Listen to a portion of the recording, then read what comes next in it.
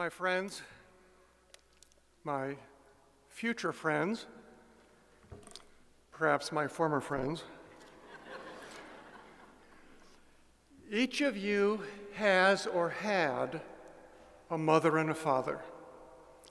Most of you are mothers or fathers.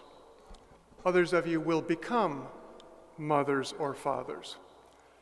And every single one of you, no matter what your status, knows perfectly well what goes on in hundreds of maternity wards every day in this country. So imagine ourselves at one. There, after 9 months of expectancy, is the happy couple. They're in the delivery room. The mother is on the delivery table. The father is off to one side, awkwardly chewing his fingernails, awkwardly because he's wearing surgical gloves.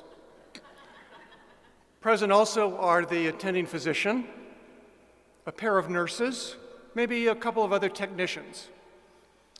And finally, the moment arrives, and a new child takes its first breath.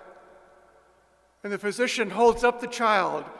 He beams broadly, and he says, "Congratulations, it's a..."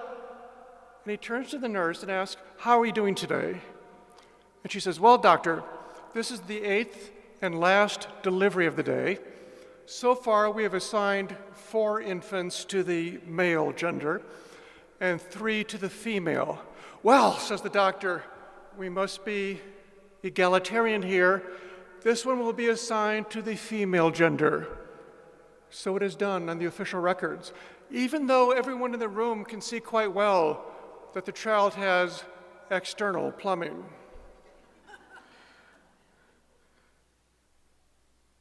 There are 2 things wrong with what I just mentioned to you, aside from the fact that it never happens that way. I mentioned the phrase assigning gender to the child. What gender were you assigned at birth? The answer is you weren't. Nothing was assigned to you at birth, and the thing that was not assigned to you at birth wasn't gender anyway. Gender is not the right word. The word we should be using is sex, and there are but 2 sexes to choose from. Why? Because in their material aspect, human beings are animals, and all animals come in 2 sexes. Why? For purposes of reproduction. If they did not, every species would last 1 generation and then disappear. So sex is the proper word to use there. Assigning is not the proper word. The word assigned suggests something arbitrary. When you hire painters to repaint your house, you assign them a color to use: white, beige, yellow, green. There's a kind of arbitrariness there. What happens in the delivery room is not arbitrary at all. Therefore, assign is the wrong word. The word is recognize. What you do is you recognize the sex of the newborn child. This does not require a physician. This does not require a nurse. This does not require a medical technician. It requires you only to be about the age of 3 or older, because any child of that age or above can see infallibly what sex the child belongs to. But we've gotten to a point now where there's confusion because, in large measure, we've been intruding the notion of gender into biology when we shouldn't. Gender is a grammatical term and ought to be restricted to grammar. Most Americans aren't too familiar with European languages. English does not have nouns that are differentiated by gender. Most European languages do. Now, I have to bring up some technical words here so we can have the discussion. The technical word for someone who speaks 3 languages is trilingual. The technical word for someone who speaks 2 languages is bilingual. And therefore, the technical word for someone who speaks 1 language is American.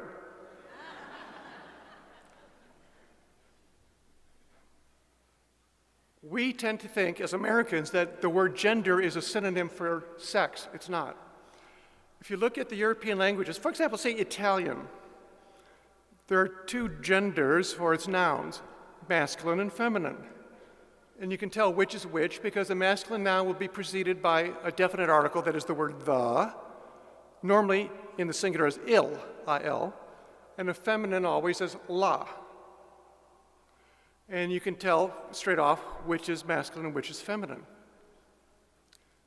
German's a little more complex because you have three genders, masculine, feminine, and neuter. And its definite article, what they call der words, der die das, give you der Mann, the man, masculine, die Frau, the woman, feminine, but das Mädchen, the girl, neuter. Now, the curious thing, perhaps for Americans, is that there's no known record of any Germans marching in protestation against calling Mädchen neuter. Why? Because Europeans are smart enough about the language to know that gender has nothing to do with sex. It just is largely arbitrary. For example, in German, most abstract nouns are feminine. Why? Who can say? So it's die Freiheit, the freedom, feminine. But why? No particular reason. But given our situation, where we're now confusing gender and sex, that lets us make a path to other confusions. So you end up with things such as Justice Anthony Kennedy saying famously, "At the heart of liberty is the right to define one's own concept of existence, of meaning, of the universe, and of the mystery of human life." No, because he's using define like a sign. There's an arbitrariness. You don't get to define any of those things. The best you can do is to recognize them, but you can't define them. You need to accept reality as it is. But we're in a situation now where there's a flight from reality, a flight from reason, a flight from logic. Margaret Fuller was maybe the first American feminist. She died in 1850. She's a friend with Ralph Waldo Emerson. And she once was quoted as saying, "I accept the universe." Word of this got to Thomas Carlyle, the Scottish philosopher. And he was told this is what she said.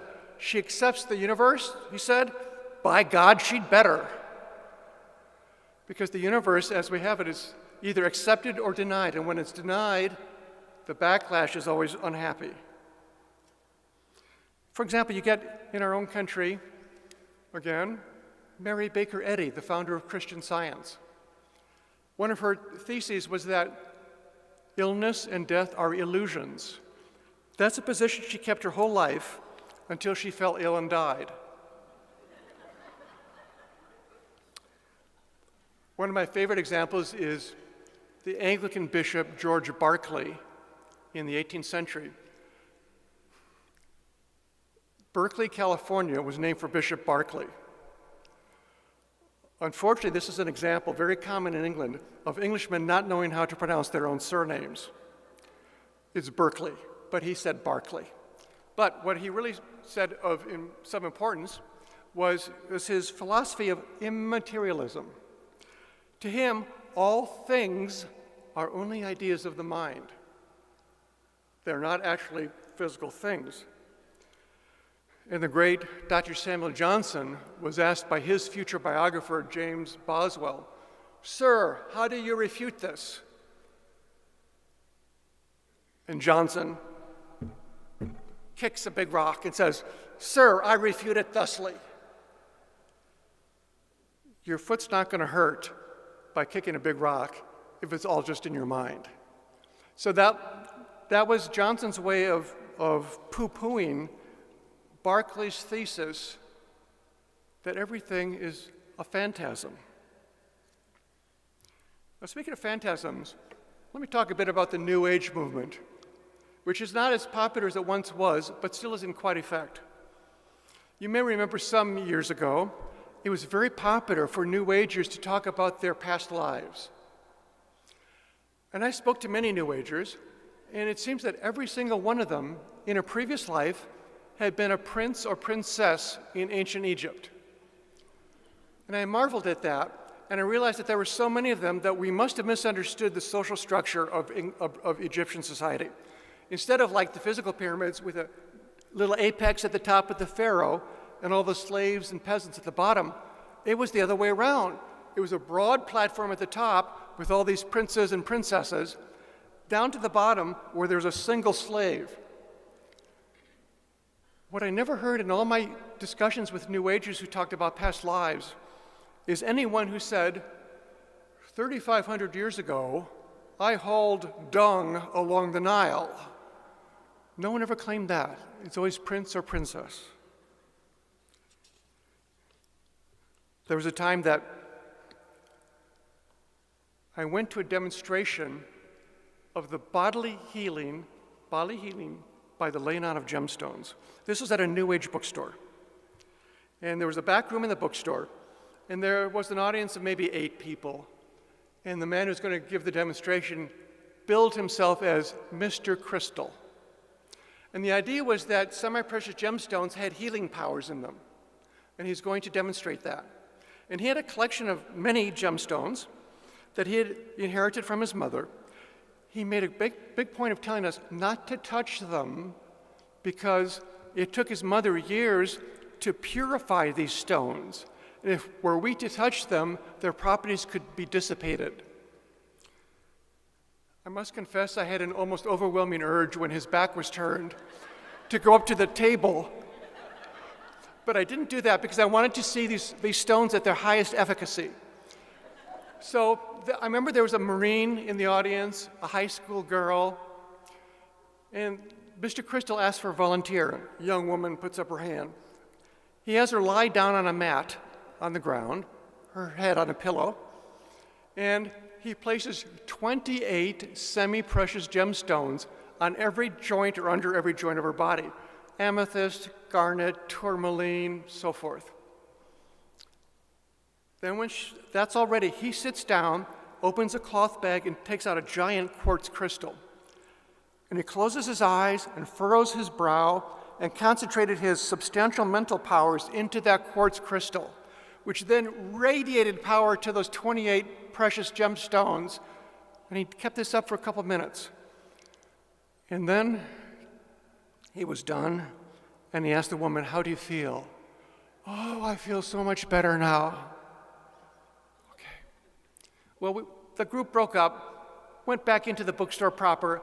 I was standing in front of the bookshelves about witchcraft. I was looking at the spines of the books about how to cast a spell. And the high school girl stood next to me.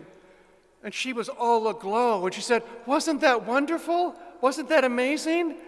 And I looked at her and I said, "It was bunk." And she looked crestfallen. And she said, "You know what your problem is? Your problem is that you just don't want to believe." I said, "You know what? You're right. I don't want to believe bunk. I want to believe the truth." Back in those days, I was a stringer for a local alternative newspaper, and I was assigned to go out and write stories about lectures or other such things and make the people look foolish only by quoting them. No editorial comment was allowed. So usually I went to lectures at the Unitarian Church because that was easy. Okay. But one day I went to a guy's house. His name was Fred Edwards. He was about a year and a half older than I was. And at his house, he had something called the Philosopher's Club, or alternatively, Free Wisdom. So a rather pretentious title. But these were mainly Unitarian-minded people who got together. They all thought themselves especially intelligent, and they would talk about things and go nowhere. I remember there's one man, a German, who used to call in regularly to talk shows on the radio, and he styled himself the U-boat captain. He was old enough to have been in the war, but not to have been a U-boat captain. But he would be proving the case against religion by using such terms as priestcraft, terms that weren't used since the 19th century. These are the kinds of people who would join the group like Mensa, the Smart People's Club. You've heard of Mensa? And you meet some of the people there, and you sort of wonder whether they have some trouble tying their shoelaces in the morning. So I get to these clubs, and very intelligent people who couldn't argue their way out of any bag. Why? In a way, they were early examples of misusing words. Assign rather than recognize, gender rather than sex. When you misuse words, you go off kilter. In his third testimony, Archbishop Carlo Maria Vigano said, "Call things by their real names." In this, he was only echoing others. Leopold von Ranke, the 19th century German historian, said that the purpose of a historian was to explain things wie es eigentlich gewesen, as it really was. History is to explain as it really was. My favorite line along these sorts is by Pope Leo XIII in Rerum Novarum, 1891. And it's a quotation that's stuck in my mind, but in my own version, not in what the Pope wrote. You probably have had this happen to you. You remember something, but it's not quite the way it was really said or written, but you prefer your own way. And I don't think the Pope would object to this, but the way I remember it is this: there is nothing so salutary as to view the world as it really is. And I've made a corollary. There's nothing so salutary as to view ourselves as we really are. What we need is a radical practicality, and that's largely what our modern society is missing. We need to think things through and not take an easy way out. Now, my undergraduate degree was in mathematics. I confess I no longer can work out a quadratic equation. I can't multiply two matrices, but I still have a mathematical sense. And I apply it to many religious questions. And now I want to pose a question to you. I want to see what you come up with. My question to you will be, I want you to list the 5 greatest saints in heaven. We will eliminate the Blessed Virgin Mary, because obviously she's number 1. Also out of consideration will be St. Joseph for familial considerations, and St. John the Baptist, because our Lord said there is none greater than he. So, I don't want you to call out names, but in your own mind, who are the 5 greatest saints of all time? Would they include Peter and Paul, Augustine and Aquinas, Teresa of Lisieux, Teresa of Avila? If I were to ask you the names, we'd probably have 20, 30 names come up, several of them congregated with a lot of votes. All right. All of you are wrong. It doesn't matter what names you came up with, you're all wrong. And this is why. How are saints made or determined? In recent times, there's this canonization process that's sort of formal. How does somebody even get in the process? By being known, by having a constituency. Padre Pio became Saint Pio. Why? Because he was known throughout the world and had people cheering on his cause. Same for other canonized saints. How many Catholics have there been in history? Maybe a couple billion by this point, maybe several billion. How many of them got to heaven? Let's say 1 billion. How many canonized saints are there? A few thousand. I think it's likely that the greatest saints of all time are entirely unknown to us. They might include a scullery maid from 18th century France, a missionary with no name from 15th century Bolivia, people we would never have heard of, people who were even forgotten during their own lives. So, what I want you to see here is a kind of logic that I think has some value to it. The easier way out would be to look in your Butler's Lives of the Saints and see who has the longest entries. Those are the greatest saints. I don't think that's the way it really works. But if you look at it another way, you have to have a kind of agnostic position.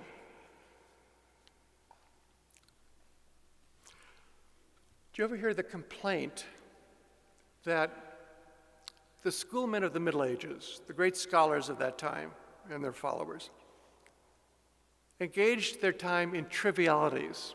For example, how many angels can dance on the tip of a pin? Okay. There's no evidence that that ever came up as a question during the Middle Ages.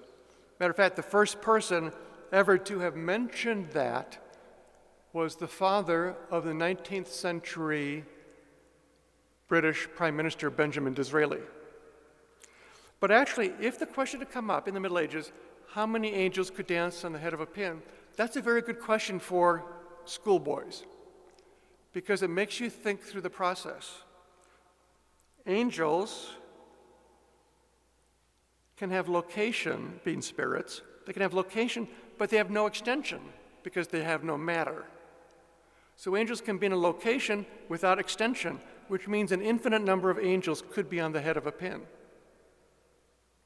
It's a bit like geometry, where a point has position but no magnitude. A line has magnitude. A point has no magnitude but has position. So if we think about some of these things, we can use them as exercises to develop our own thinking through skills. Let me switch gears a bit here. You know, historically, certain years have been known for a concentration of certain kinds of things occurring. For example, if you're a buff of motion pictures, you know that 1939 was the great year for motion pictures. Gone with the Wind, Stagecoach, The Wizard of Oz, Mr. Smith Goes to Washington, any one of those films and a dozen others that year, had they appeared in another year, could have been the pictures of the year. For some reason, 1939 was a locus of all these wonderful films. Somewhat similarly, in my mind, 1888 was a wonderful year for its production of thinkers who are relevant to what I'm talking about today. I want to mention three of them: T.S. Eliot, Monsignor Ronald Knox, and Sir Arnold Lunn. Before I get to them, though, I do want to mention there is a famous fourth figure who was born in 1888, not a Catholic, had nothing to do with religion, but probably brought more joy and happiness to more Americans than nearly anybody else I could name. That's the composer Irving Berlin. I like Irving Berlin, not just because of his music, but because I would like to emulate him in at least one way. He lived to be 101. He beat out Bob Hope by 1 year. Let me talk about those three men I mentioned, but I'll take them in the reverse order. Arnold Lunn, 1888, 1974, was a convert, an alpinist, and a skier. In fact, to many people engaged in skiing, he's well known. He's the man who invented the slalom ski race for the Olympics. In 1932, he had a written exchange of letters that was produced as a book called Difficulties. It was an exchange between him and Monsignor Ronald Knox. Lunn was not yet a Catholic. 2 years after the book appeared, Knox brought him into the church. The book is called Difficulties. It's my favorite religious book of all time, other than inspired books. My favorite religious book. It's one of about 3 or 4 books that I plan to be buried with, on the off chance that the reports have been in error and that, in fact, you can take a few things with you. Lunn came up with a very interesting concept. in a book called The Flight from Reason, from which I get the title of this talk, The Flight from Reality. He called it FIF, F-I-F, funny internal feeling. Nowadays, FIF is the way most people decide something is true or not, because it makes them feel warm, fuzzy, good, happy, whatever. Have you ever had a Mormon missionary come to your door, leaves you the Book of Mormon, asks you to read it? The missionaries always will say, read it, and you will know it is true because you will get a burning in the bosom. That's the phrase. That's not the way you prove literature is true. It doesn't work on the Bible. Now, there are certain books of the Bible where you would get a burning in the bosom if you read them, the Gospels, for example. But I defy anybody to claim that he had the same kind of reaction emotionally to reading the book of Numbers, which reads like dry military statistics because that's what it is. We don't know the inspiration of the books of the Bible because they make us feel good or feel fuzzy or have a burning in the bosom. So Lund comes up with this idea of FIF. And just keep that in mind. Think about it as you go about day to day, how many people operate not by logic, not by reason, but by FIF. Now, Ronald Knox, born the same year, probably the top student ever at Eton, the preparatory school, probably the top student in the 20th century at Oxford, convert to the faith. He translated the entire Bible on his own from the Vulgate to English. That became the official version in England and Wales for some years. He also wrote 6 detective novels. And there was some wag, it might have been Evelyn Waugh, his literary biographer, but some wag who imagined that Knox's tombstone would read, "Here lies Ronald Knox, translator of the Holy Bible and author of the Viaduct Murder." But Knox was a brilliant man, as was Lund, in his explication of the faith and in their precise use of reason to convey the faith winningly. They looked at the world as it really is, as Pope Leo suggested, and because they could do that, they could draw true conclusions repeatedly. T.S. Eliot was that third or fourth person from 1888. You know him as the British poet, but he was actually born in St. Louis.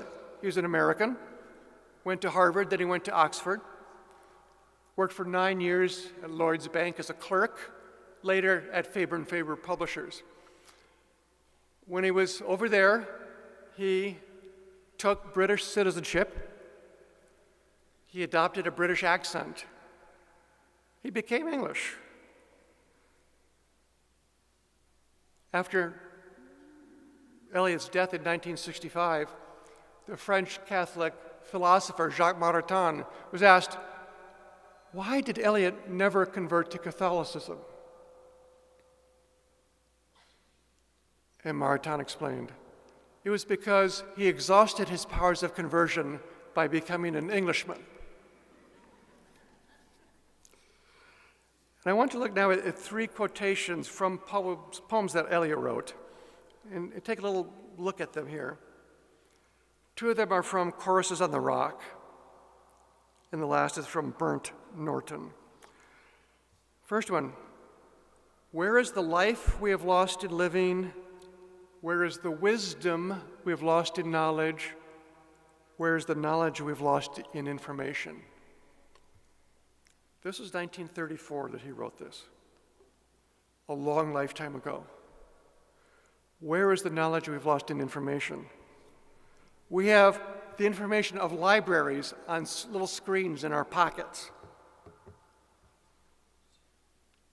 Most of us, most Americans, have not even raised the knowledge to the level, to information to the level of knowledge, let alone knowledge to the level of wisdom. We are very well schooled, most of us. We are not often very well educated.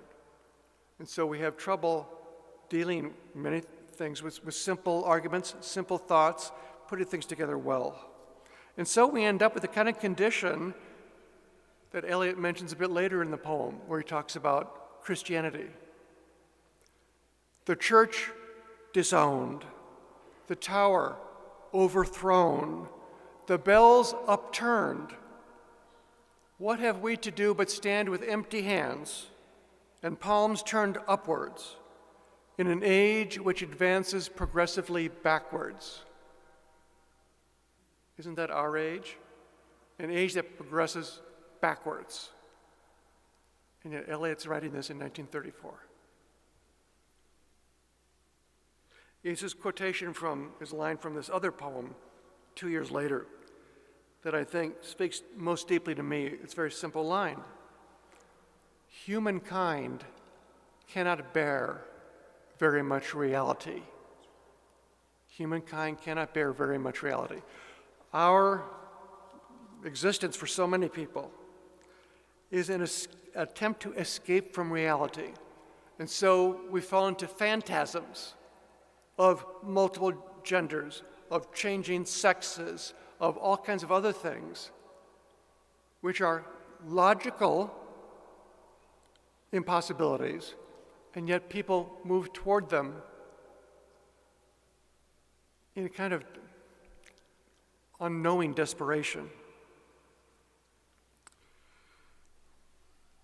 The greatest apologist of the 20th century was born not in 1888, but in 1897, and that was Frank Sheed. And of his many books, my favorite is one called Theology and Sanity. I like everything about the book except the title, because the title makes you think it's about psychology. It's not. Sheed's thesis was this. He said, if you had a physician that did not believe in the existence of bacteria or viruses, you would say that as a physician, he was insane. He couldn't function properly with his false beliefs. And yet, we're in a society, a wider culture, that is insane in a sort of way, because there are two parts to reality, the natural and the supernatural. And most people go through life denying, in essence, the supernatural, which is the more important of the two anyway. That has to lead to a kind of cognitive dissonance. It has to lead to errors of conclusion. It has to lead to unhappiness if you're denying the important part of reality. Most people don't know there's a distinction between matter and spirit. They could tell you what the distinction might be. It makes it difficult then for us as Christians to be sharing with them our basic doctrines, such as the Trinity. And this, by the way, is nothing new. This goes back years. Maybe you were, like me, brought up in parishes overseen by Irish immigrant priests. They all seem to be in the habit of explaining the Trinity by talking about the shamrock, 3 leaves in a stem, or 3 drops of water merging into one big drop of water. She'd said, these things don't explain the Trinity. They don't help you understand the Trinity. They only help you swallow the Trinity, because they don't get to the essence of what the Trinity is. 3 persons, 1 nature. They don't really explain what that means substantially. So you get a situation where a Catholic can mumble through the creed and not understand a single phrase, or not even be able to explain back to you what that phrase means. Now, I've been a Catholic apologist for 40 years. As many of you know, I've told the story, I backed into it. Nothing I intended to do, it's just where I ended up. But I have to say this, nobody enters apologetics unless he likes to argue. You have to have an argumentative personality. You have to like controversy to do apologetics. But there's arguing and there's arguing. Real arguing is not lifting a guy up by the lapels and shaking sense into him. That's not real arguing, that's a misdemeanor. Real arguing is the calm, rational, reasoned discussion of differences. The men I've mentioned here recently, Lunn, Sheed, Knox, they're all great arguers. But the personal note of all of them that has always stuck with me is their courtesy. And I remember how frequently Ronald Knox himself, when talking of our Lord and the way he interacted with people in the Holy Land when he walked there, Knox often wrote about our Lord's courtesy to us. It's a very British way to look at things, but I think it's very useful. So as I say, I've had as my vocation apologetics because I like arguing. But I've always tried to argue in a useful way rather than an off-putting way. I haven't always succeeded. I remember one time I had a public debate. It was the only time in my career that I lost my cool. I was on a platform against a minister from Iglesia de Cristo, which is a Filipino Church of Christ. It's a sect similar to the Jehovah's Witnesses. My table was here, his table was there. I got up to speak, and his helper interrupted me while I was speaking. I turned to the guy and said, "Be quiet, sit down. I'm debating him, not you." So I confess, my only time to blow my top in public. But otherwise, I've tried to keep reasonably copacetic as I've been engaging with people in debate, whether oral or written or what have you. My most recent book, The Francis Feud, is actually looking at how people debate about the current papacy, how conservative Catholics debate with one another about that. I've been part of that. I've also tried to be arm's length in looking at how others do it, and I make comments and criticisms. In a way, that book and several others I've written are about rhetoric. Rhetoric is a term that unfortunately has a bad reputation because most people think it means using rather facile language to try to cheaply prove a point. But actually, rhetoric is an art that goes back to the Greeks. Aristotle wrote a whole book on rhetoric, and many who followed over the centuries did the same. Rhetoric is the art or the practice of persuasion. I mentioned a math background. In math, we use syllogisms. You know, the original syllogism probably was, Socrates is a man, all men are mortal, therefore Socrates is immortal. Perfectly logical. The problem is that human beings don't normally work by syllogisms. You need something in addition to syllogisms to convince somebody of something, to get him to move in your direction. John Henry Newman wrote a whole book about this, The Grammar of Assent. So there are multiple suasions that need to be used to bring people to agreement, whether it's about the faith or anything else. And the reason we need to use multiple suasions is because we need to, first of all, try to bring people back to a use of reason at all. We now live in a society that is non-reasonable. We all have unreasonable friends, we always have had. But we have in general a society that has abandoned reason as a useful way to make intellectual progress. There's been a fallback to feelings. The problem, I think, today isn't a lack of faith. It's too much faith of the wrong kind. It's not incredulity, it's credulity. It's believing too easily things that just aren't so. God fashioned us in His image and likeness. For our part, so many of us in this country and elsewhere are fashioning the world in our own image as to what we want it to be. but we end up finding out that the world doesn't care what we think about it. It is what it is. And if we don't accept the universe, as Margaret Fuller did, as it really is, the result is always unhappiness. Why do they do that? Why do so many in our culture abandon reason? Because it's too hard. And if you abandon reason, you can make anything seem reasonable.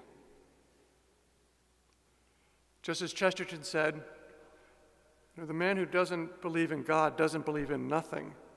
He believes in anything. Thank you for your kind attention.